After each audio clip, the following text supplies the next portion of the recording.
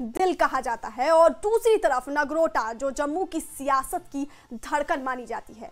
दोनों ही सीटें सिर्फ चुनाव नहीं बल्कि उमर अब्दुल्ला सरकार के 1 साल की रिपोर्ट कार्ड भी है।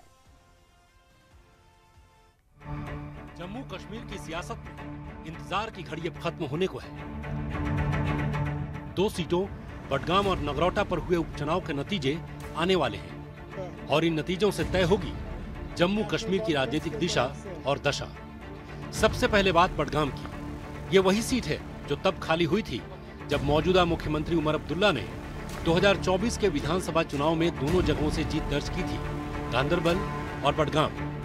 उन्होंने गांदरबल को बरकरार रखते हुए बडगाम से इस्तीफा दे दिया और अब यही सीट सरकार की साख का इम्तिहान बन गई है। यहाँ मुकाबला बेहद दिलचस्प है। एक तरफ है नेशनल कॉन्फ्रेंस जिसके लिए ये चुनाव अपने 1 साल के कामकाज की जनता से मंजूरी की तरह है।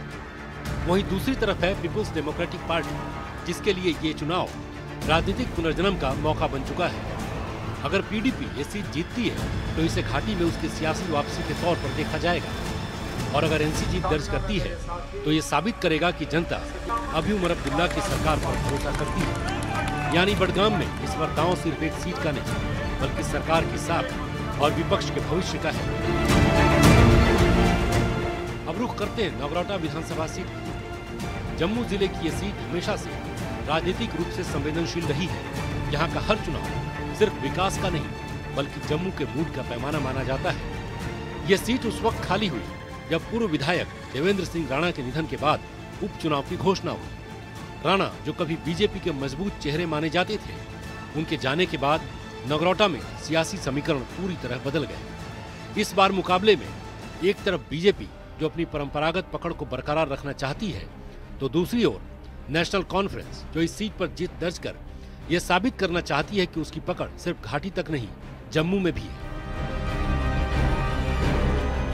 और तीसरी ओर है हर्षदेव सिंह, पैंथर्स पार्टी के करिश्माई नेता जो इस बार चुनाव में एक तगड़ी चुनौती पेश कर रहे हैं।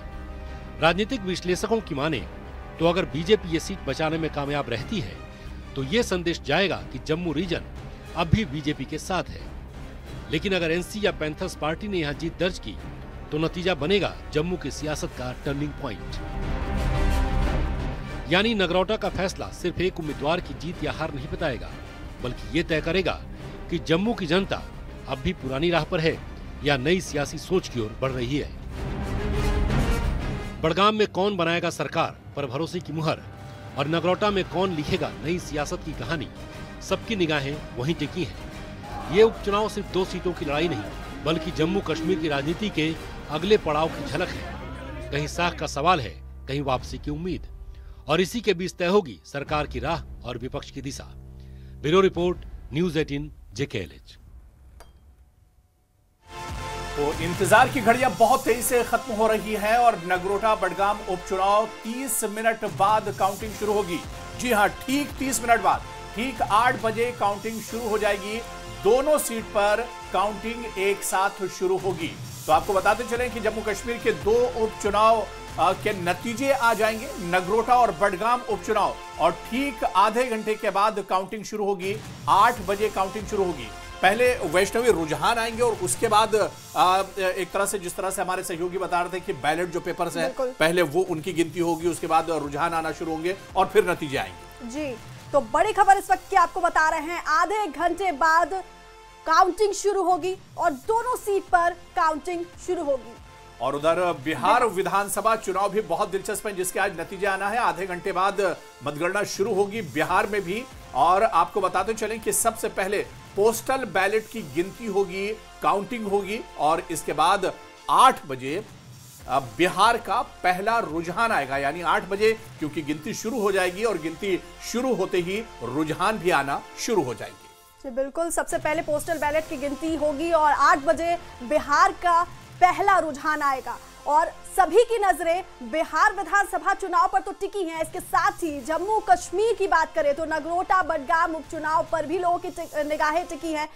आधे घंटे बाद काउंटिंग शुरू होगी, दोनों सीटों पर यह काउंटिंग शुरू होगी। तो एक साथ बिहार और जम्मू कश्मीर दोनों रियासतों पर हमारी नजर है क्योंकि बिहार के नतीजे भी बहुत दिलचस्प होंगे और इसके अलावा जम्मू कश्मीर में क्या कुछ नतीजे इन 2 सीटों पर आने वाले हैं, क्योंकि उपचुनाव के नतीजे मौजूदा सरकार के लिए बहुत अहम है। अपोजिशन की जो